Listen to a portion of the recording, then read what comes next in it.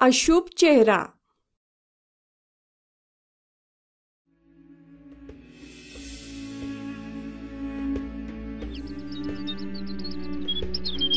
सम्राट अकबराच्या राजवाड्यात युसुफ नावाचा एक वृद्ध नोकर होता. तो फार दयाळू आणि चांगला माणूस होता, पण सगळ्यांना वाटायचं की त्याचा चेहरा अपशकुनी आहे. एके दिवशी काय झालं, सकाळी उठताच अकबरानं पहिला युसुफाचा चेहरा बघितला. अकबरानं चिडून त्याच्याकडे बघितलं आणि विचार केला, अरे देवा, आशा करतो आज माझा दिवस वाईट नसो.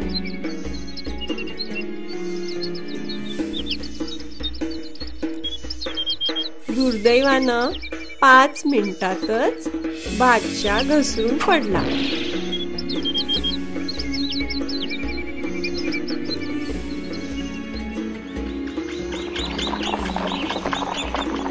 त्यानंतर लगेच एक सेवक पळत आला आणि त्यानं अकबराला बातमी सांगितली की त्याचा लाडका नातू फार आजारी होता. अकबर त्याला बघायला पळाला, पण त्याला केवळ सर्दी आहे हे कळाल्यावर त्यानं निश्वास सोडला.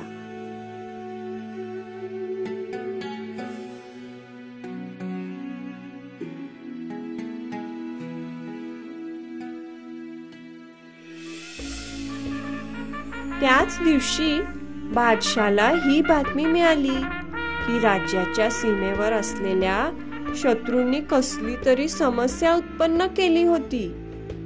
त्यातल्या त्यात त्या दिवशी तयार केलेलं जेवणही त्याला आवडलं नाही आणि तो खरोखर चिडला होता.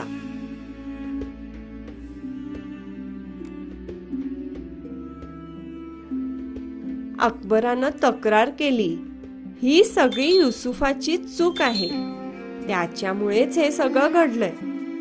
माझाच दुर्दैव की आज सकाळी मी प्रथम त्याचा चेहरा बघितला. रागाच्या भरात त्यानं त्या वृद्ध नोकराला तुरुंगात बंद करण्याचा हुकूम सोडला.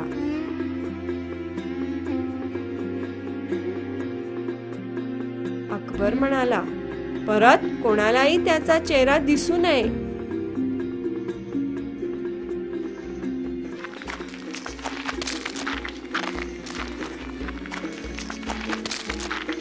सुदैवानं तुरुंगाकडे जात असताना युसुफाला बिरबल भेटला. रडता रडता त्यानं बिरबलाला विनंती केली, साहेब, आपण माझी मदत केली पाहिजे. बिरबल लगेच तयार झाला आणि दोघे परत बादशाहकडे जायला निघाले.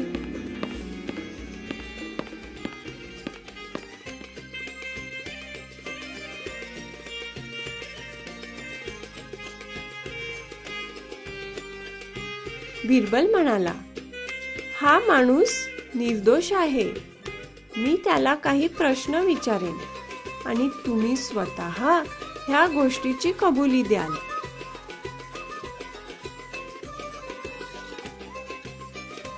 बिरबलानं युसुफाला विचारलं, आज सकाळी तू प्रथम कोणाला पाहिलंस? युसुफ बिचारा भीतीमुळे थर थर कापू लागला. मी सर्वप्रथम बादशाहांना पाहिलं.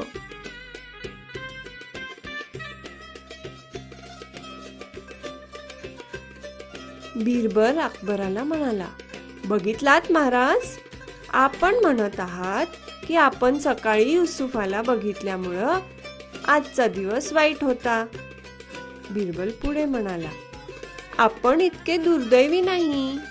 युसुफाने आज सकाळी प्रथम आपला चेहरा पाहिला, ज्या कारणानं आता त्याला तुरुंगात जावं लागेल.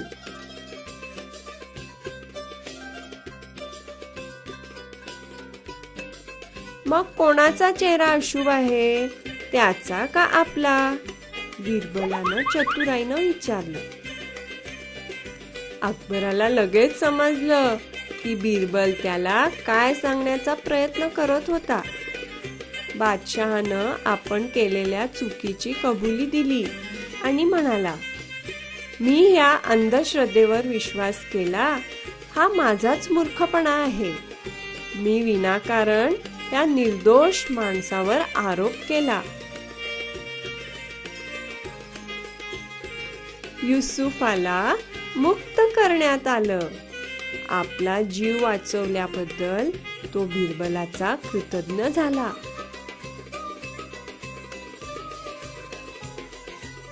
अकबरानेही बिरबलाचे आभार मानले. परत एकदा बिरबलानं सगळ्यांना वाचवलं होतं.